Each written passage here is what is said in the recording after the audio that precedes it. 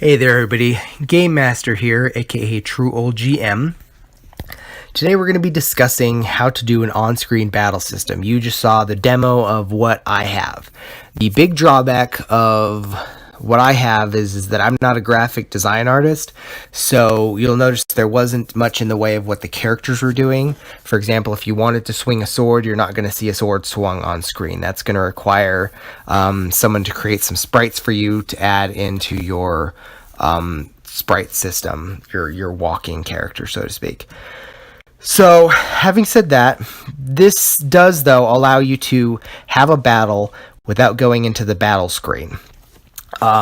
What happened was, as you saw, I chose the revolver as my weapon. I came around here and was able to shoot him from a distance.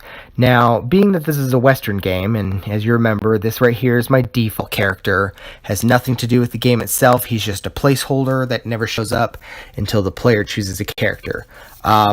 But I added in what you saw was a chi ball magic skill, not because it's going to be used in the game, but because I just wanted to be able to show you guys how you can use magic in this battle system.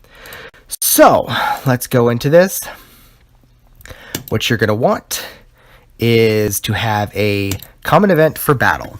And the first thing you're going to want to do maybe is, if you haven't seen some of my other videos, go to the first one, and it has distance formula in the title. About 6 minutes in, it reviews the Pythagorean theorem distance formula that you're going to want to know, as well as maybe the video on how to do opposed random skill rolls. So the first thing is, it starts off with my common event that does distance, finds the coordinates of the player and the event and how far away they are from each other. And then if the player Y is equal to the event Y, meaning they're on the same line here, and then it says basically this is if the player is to the left of the event but is facing left, which is facing the event, and the OK button is pressed, then it can attack. Also, there's this little thing here that says if temp equals character attack timer. We'll get into that a little bit later, but just remember what this means for now is if it's time for the character to attack, if it's his turn. So all these are met, they're on the same line, he's to the left but he's facing left, and it's his turn to attack, and the OK button is pressed, then he will attack. And what you want to do is decide how many different weapon types you want. I have melee, unarmed, I've got guns, I've got artillery, and I've got explosives. And basically each one of those has a different common event. The common events for the most part start off the same. You do the opposed skill roll, but then it's the nuts and bolts. For example, unarmed has the ability to, it increases your speed. The reason I have it separate from melee is melee has the ability to have a dual wield, which basically if you're wielding two different weapons, it's going to take your strength down, and we'll get into more of these in a second. So you're going to want to decide how many different weapon types you want. For example, a saber and a broadsword are probably going to both be swords. Brass knuckles and sap gloves are both unarmed. Bow and arrow and crossbow probably are going to be the same type. And then magic, it's going to be its own weapon type if you're going to do magic. And so, for example, weapon 1 is a melee. And the distance, you don't have to do polar distance on this one because it's all in a straight line. So just if the distance of the X coordinates from the player to the event are 1, meaning they're right next to each other, then it'll do the unarmed common event. If it's a melee weapon, they also have to be a distance of 1. If it's a gun, you don't need to be in that distance. For the artillery, this is for thrown weapons. Basically, I created a little temp variable, and this is going to be used for a lot of different things. So the temp variable is equal to the physique or the strength, and I took that and basically made the distance formula with that. So I times it by 2, and then multiplied it by itself. So basically, if so what this means is if the event is within the distance of the temp variable, then he'll be able to throw it. If it's not, then it's too far away to throw it. And then there's the artillery event. And later on, there's only like one little area that I have the ability to do spells. I didn't want to add it into every single thing because I'm not using it in this. But then, you do the same thing for the enemy, because these are all, the enemy's going to have its own different common events for these things. So if the enemy's temp equals the attack timer, meaning if it's the enemy's turn to attack, and the enemy is facing right, and the fight switches on, show you, then you go through the enemy's common events, and then you want to basically do the same thing for each and every direction. So if you're to the left of the enemy, you have to do it if you're facing right. If you're below the enemy, if you're facing up and it's facing down. So as you can see, there's a lot of stuff here, like a lot of stuff. So that's how to do that right there. And once you get to the end, it waits about 60 seconds and it does the common event battle speed. Battle speed is what I did to create an event for turn-based battles. Because no matter what you do, you don't have to have this necessarily, but make sure, actually you do. You want to have an event that basically separates, has a timer for both your enemy and your character. Or you could actually just have that wait 60 seconds at the end. You want to have some sort of delay, because if you don't have some sort of delay, it's just going to keep on processing that, like, so you can press the OK button once and it'll attack, like, as many times and kill the enemy before they ever have a chance to attack. So if you're trying to do real-time battle, this should be enough. Basically, each person can attack every 60 seconds. The battle speed is how I take into account basically the characters having different speed parameters as well as weapon speeds. So the character has an attack speed, which I set equal to the character speed parameter. And then it adds or subtracts another variable that's the weapon speed. And then the enemy has the same thing. And then there's that temp variable again. And remember, that temp variable that's used in the explosives, that's only going to happen if it's the player's turn for attack. So you can use the temp variable right here, equals the attack speed. And then there's a temp for the enemy. The enemy's temp equals enemy attack speed. Then there's a separate variable, character attack timer subtracts from 1. You start that off at 10. In this little guy right here, you have something that basically says character attack timer and enemy attack timer equals 10. Or you have it on your screen somewhere. That sets it there once and lets it go.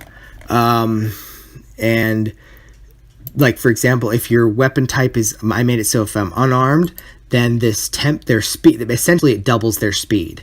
Same for the enemy. And if you have guns and you have dual wield, which means you have 2 guns, it'll times your speed by 2. And you want to go through and basically manipulate how you want each weapon type to affect their speed. And so remember, each time it goes through this battle, it waits 60 seconds. So essentially, each 60 seconds it goes through that. And this enemy attack timer subtracts 1 for every second. So once that temp, so your static speed, let's say your speed ends up being 6 after weapons and all that. Your attack timer starts at 10 or whatever you choose to attack it at and subtract from 1 every time. And once it equals the speed you have, then you're able to attack. So if you have a speed of 6, you're able to attack every 4 seconds. If you have a speed of 4, you're able to attack every 6 seconds. And battle speed made it so there's a bunch of different, like, so basically if I made it so if the variable ends up being over 10, I set it to 10. Same with the enemy, and if it's less than 2, I set it to -2. So if it starts off at 10, the timer starts off at 10, and the player has a speed of -2, it'll take 12 seconds to attack, and that's the slowest it can be. So that's how you set the timer.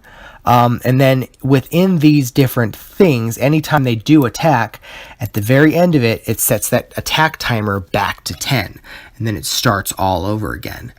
So this is, for example, the unarmed. You do the opposed skill roll, And if you beat them, then you take that same random variable, because we already used it to find the opposed skill rolls, so it's done there. You use it again, 1 to 100, multiply it by my strength, and divide it by 100. So that finds, so if I have a strength of 6, finds a number between 1 and 6, and then adds my character damage modifier, which is a variable I use to, for example, if I have a sword that's maybe +3, it adds that +3. So if you have, anytime you equip a weapon, it's going to change the variable of the weapon type, the weapon speed, and the damage modifier, and it affects all this. And then finally, the enemy's HP is going to subtract whatever this final damage is, shows an animation on this event, which is a physical hit. And that hit switch, basically, if you have friendly or non-combative people or something, you want to make sure that the hit switch starts off as off, and then basically once you hit it, the switch is set to on and it'll start attacking you. If it's like an animal that'll attack you on sight, you want to just create a little thing when you start off. I always have the first page of the event start off the parameters. You're going to want to like make it so like hit switch is on right here, and then it'll switch to their like yada yadas. And yeah, so that hit switch will be on, and then they'll start attacking you. So these are my, different things. Melee.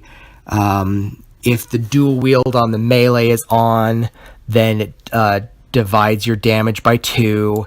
If dual wield on guns is on, actually it makes it so it's not as accurate. So it divides 2 from whatever the accuracy roll is on. Throw explosives, the skill roll, it doesn't matter how much higher you roll than the event. If you don't roll over 100, meaning if you like really botch it up, you're going to explode yourself and do damage to yourself. Artillery is Gatling guns or cannons. Dual wield is not, you don't wield 2 things. It just basically, that for me, this just keeps the same variable to make a Gatling gun, and Gatling guns are not very accurate. But they're super fast. So the basically the attack speed is always going to be 10. So it'll go every single round. Artillery, but if it's a cannon, the speed is going to be, if dual wield is off, as you'll see in this, if you see on the battle speed is equal to like 1. So it's going to be like, but it'll be a lot more powerful. And then you're going to want to create each one of these a separate event for the enemy, because it's using a totally different number of variables. So you're using the enemy's attack versus your defense, and making sure to reset the enemy attack timer at the end of each of these. Now, the one that a lot of people are going to want to use, like I said, this is a Western game, but a lot of people like fantasy. How to do a spell. Well, what you do is, you saw I have the ability to choose skills from the menu. So you go to your skill, and it created a Chi Ball skill. Name, description, Hadouken. It's a magic type. I made it so it's only available on the menu screen, so I don't have battles. Certain hit, and 100%. And then no damage type. And what this is going to do, all it does is set the common event Chi Ball to go. Chi Ball spell. Common event Chi Ball spell, what it does is it creates a temporary placeholder for your weapon type, and then it changes your weapon type to 6. So what that means is, if you're carrying a club in your hand, the next round your weapon type is going to be a 6, so it's going to attack with the spell. But this will allow you to store the fact that you had weapon type 2 for a club, and it'll return to that later. So your weapon type is 6, and then it sets, you're going to want basically another common event for each of your skills. If you want an ice spell, it's going to be the same thing, but maybe ice spell will be spell 2. So that skill will call, you create another one. It calls common event ice spell. And then it'll be the same thing, except this will make spell 2. And then you've got it. Then you go to your Chi Ball attack, which is the same thing as all of these. Your opposed skill rolls. And if it beats it, then I basically made it so it does a fire explosion instead of like a a gun attack. You'll notice here that it's based on the gun variable or the gun skill, because I didn't actually create a separate skill for cheat ball. But the point is you will, depend on how, maybe you want a different skill for each spell, or you'll have things already programmed in. I'll leave that up to you, how you guys want to add that in, because I'm not using magic. But, use your own creativity and imagination and figure out how you're going to want magic skills done. But what that does then is it goes through this event and decides whether it hits or whether it misses, because there is an opportunity for you to miss. And then at the very end of it, it sets your weapon type back to whatever that temp was. So if you have a club, the next round it'll use the club.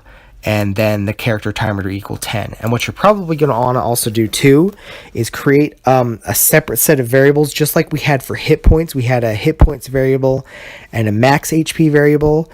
You're going to want to have an MP and a max MP, and probably also make it so this common event or create another common event that subtracts 10 from, or I don't know, however magic points you want drained from that, and from that particular spell, and have it do that, or actually have that do that in that common event. Like if you do chi ball attack, have it so here it'll subtract, say, 10 from the MP variable.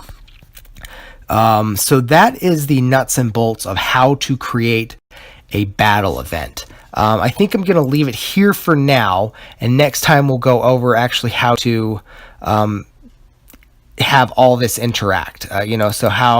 Because all this is not just how to set it up for a battle, but how to set it up for like sneaks and talks and stuff like that. So that's the basic battle skill. See, here's the event right here. And keep in mind that I'm doing this based on switches. So if I walk across this switch, it sets enemy 1 equal to on. The only other option I can think of is you would have to create basically separate common events. Like you'd have to do all that all over again for every enemy on the screen. So if you wanted to have 5 enemies on the screen, you'd have to have all this and all these variables times 5, which is doable and is probably better if you want to have a better game. Right now, I just wanted to save time, so I have like these switches that turns enemy 1 on, and when enemy 1 is on, it sets the attack timer to 10 and the character attack timer to 10, and then it should switch off, so it doesn't do that again. Oh, because it only does it when the player's touching it. It's not a parallel. And then it goes through that battle. But yeah, so next time then we'll go through how to then script an event to be able to interact with you based on all the skills that we've previously done. So I hope this was helpful. Let me know what you think. I'm really interested in feedback on this. Maybe how you would do it better, what you would add or subtract. But I think it's pretty good for, anything you'd want to use it for. Like I said, the one major drawback is that there's no sprite animations. Because I'm not a graphic design artist and wouldn't know how to do that. So, like this, subscribe, leave me a comment, whatever you feel like is good. I'm really open to constructive criticism. And yeah, have a good day and see you next time.